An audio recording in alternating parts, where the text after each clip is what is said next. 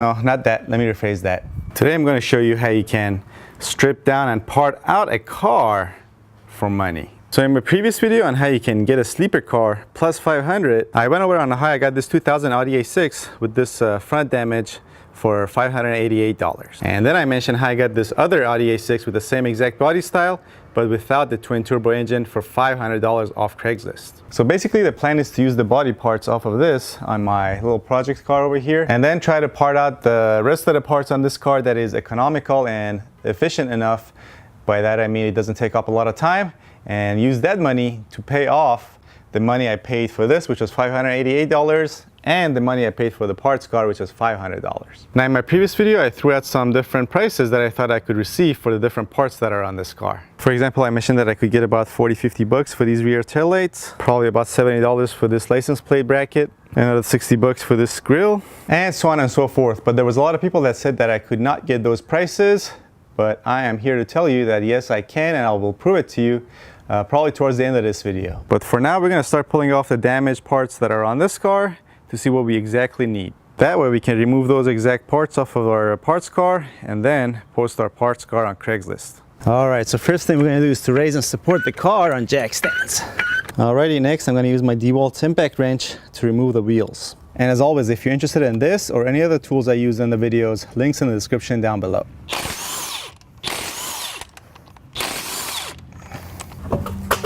Also, as a good safety measure, whenever you remove your wheels, get in the habit of sticking it underneath your car. Alright, next, in order to remove our front bumper cover, this damaged fender, we need to remove our splash shield. Now on the bottom, this is usually connected to our fender cover by these two 10mm bolts. As you can see, one is broken off and missing, and this one is also damaged and detached from the front bumper cover, so we don't have to worry about these. But in order to remove all these other screws that are holding the splash shield in, we're going to use a T25 Torx socket.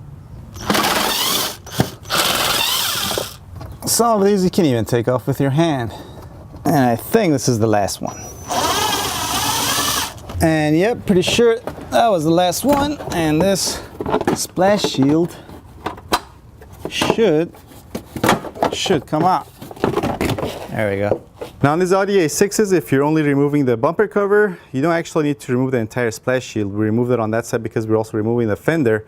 But on this side, we're only going to remove these two bolts and this one screw, and then just simply peel back the splash shield. I'm going to use my 1/4" impact wrench for these. Again, link in the description.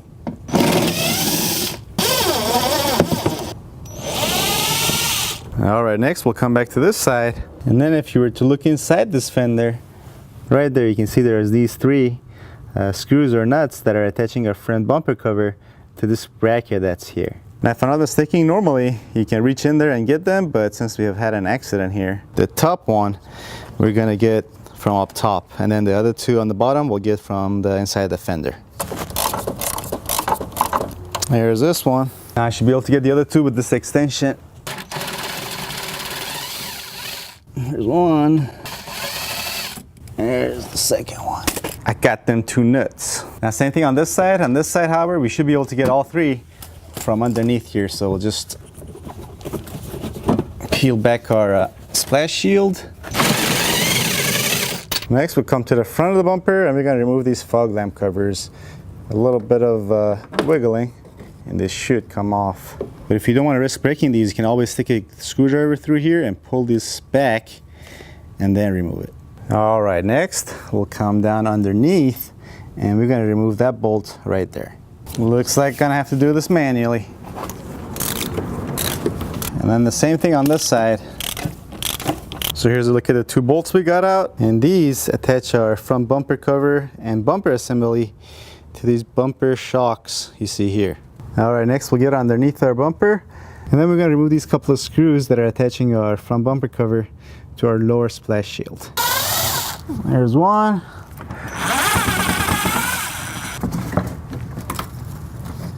Alright, now that that's detached, we should be able to just simply pull this out. Alright, so in order to be able to pull this out, I had to use a screwdriver to push these studs out of our fender.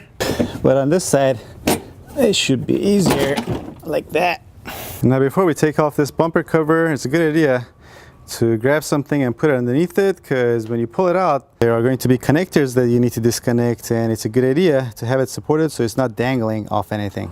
And yep, this is the best I could come up with. All right. But these connectors are very easy to remove. That's probably true if you've done this before, but anyway, they're not the hardest things in the world to take off. So here we got these two on this side.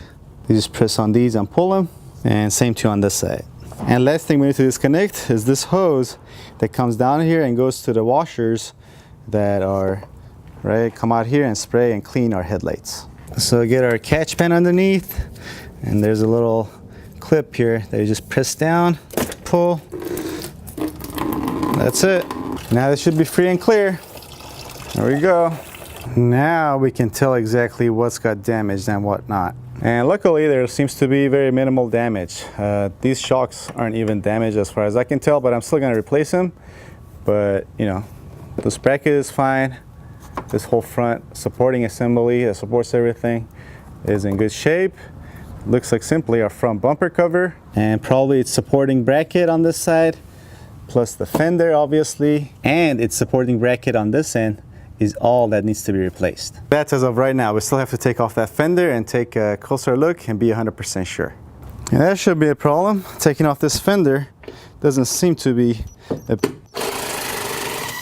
big job, but then again, I say that about everything.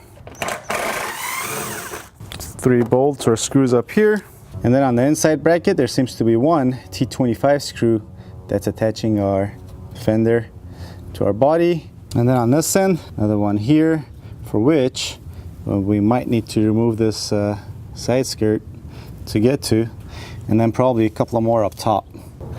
First we'll remove this one. Then there's a cover here that we first need to remove. Again, more screws. And then once we get this reservoir out of the way, we can come down here and get this cover out of our way. And once you come inside here, you can see that bracket that's attaching our fender to our A-pillar. There's one. There's two. Yeah, I was worried about this. We are going to need to remove this bottom side skirt, because there's a bolt here at the bottom of this fender that we need to remove, and the only way to remove it is to take this out and then get to the screw or the bolt from this end. But removing this shouldn't be too hard. It's held in by a bunch of screws, simple as that. And then there's one screw that's kind of hidden away that you kind of have to get it through your door jamb. Right there. All right, there seems to be yet one last screw down here, Phillips head, that's holding this bracket for this side skirt, and that I think if we remove it, we can just peel back this side skirt instead of completely removing it, and get to the screws at the bottom of this fender. Ladies and gentlemen, I think we got it. There's 2 of them. Let me remove the other one first before starting to celebrate. All right, this trick should come handy for some people. When you open the door, you can again come down here, peel this back a little bit. Then again, you can get access to the second screw and remove that as well without completely removing this. All right, now one more screw. There's always one more screw. Now this should come off. Yeah, watch out for the wiring harness for your side marker. And that's it. All right, so here's a look at our driver's side. And as you can see, there really is no other damage due to the accident. So we had our fender here, so that was obviously damaged. The bracket that attaches our fender to that was damaged. Front bumper cover was damaged. Its bracket that goes on the fender. Now I was worried that this was going to be damaged, but as you can see, this is only scraped up, but otherwise in good physical shape. So excellent. Now we know exactly what parts we need off of our parts car. So now I can go ahead and list this on Craigslist and start selling all the other parts. All right, so there is that. But now as far as how I know exactly how much I can get for each part. That's actually pretty easy. Back a short while ago when I was kind of desperate for cash, as I've said before, and I was parting out cars for a living and at the same time stripping on the side, I was pretty much selling about 90% of the parts on each car on eBay. Now, the way you know how you can get how much for each part, you simply go to ebay.com, you put in your car's year, make, and model, and then you check the box for sold listings, and then on the right side you can sort by highest price plus shipping. And then you just simply start up from up top. You just want to make sure each part that you check is actually for your car, for your exact year, make, and model. And then you simply go down the list and pick out whatever you want to remove, in other words, whatever part is worth your while according to how much money someone has been able to sell that for on eBay. And I've made a little list here for that 2000 Audi A6 with the 2.8 liter. So I'll just go down the line. So for the 4 lower door moldings, you can get 120 bucks. For transmission oil cooler lines, you can get 110 bucks. For the lower AC line, which goes from the dryer to the compressor, you can get 100 bucks. For the passenger side exhaust camshaft, 90 bucks. Someone needs that, I guess. The rear brake calipers, each 80 bucks. But anyway, I add it all up and it adds up to about $1,600. And then from there, you need to deduct 10% for eBay's fee and an average of roughly about 15 bucks per item for shipping. And then you're left over with approximately 1,000 bucks, but I am not counting the wheels and the tires on that car, nor the catalytic converters. Those two should sell easy, 100, 150 bucks each. We should bring another $200-300. So there, it is possible to have a sleeper for plus $500 if you're willing to put in the man hours and the elbow grease. And obviously if you have a place where you can store these cars for a while. Now I'm not going to immediately remove the bumper cover and the fender on our parts car and put it on our project car, because this one still needs to have its timing belt and water pump and all its camshaft oil seals and cam seals done and replaced. And in order to do that, this whole front supporting bracket needs to be pushed back or swung to the side to get access to those parts. So this is going to stay like this until I do that. Now I don't know if I'll make a video for that procedure, because I think there's other videos up on YouTube showing the procedure for the timing belt replacement for these engines, but if you guys want to see it, I'll make one. So leave a comment down below and let me know. So there's all there is to this video, but before you go, you may find it interesting that Ratchets and Wrenches, thanks to you guys, has become famous. I walked into Domino's the other day to get a pizza, and for the first time I was recognized by a viewer. Yep, there he is. That's Eduardo, which you can see him on the screen. And also, I got $10 off my pizza. And to be honest, I kind of like the feeling of being famous. And I actually kind of want to be infamous, as in, have a lot of paparazzi following me, and then I get to grab and break their cameras and punch them, all that stuff, and get away with it too. So if you wish to see that happen, do me a favor and share this video on your favorite social network, and also consider checking out these other related videos, of which I'll put links to on this side of the screen. There will also be links down below in the description box as well. Alright, thanks for watching. I'll see you guys next time.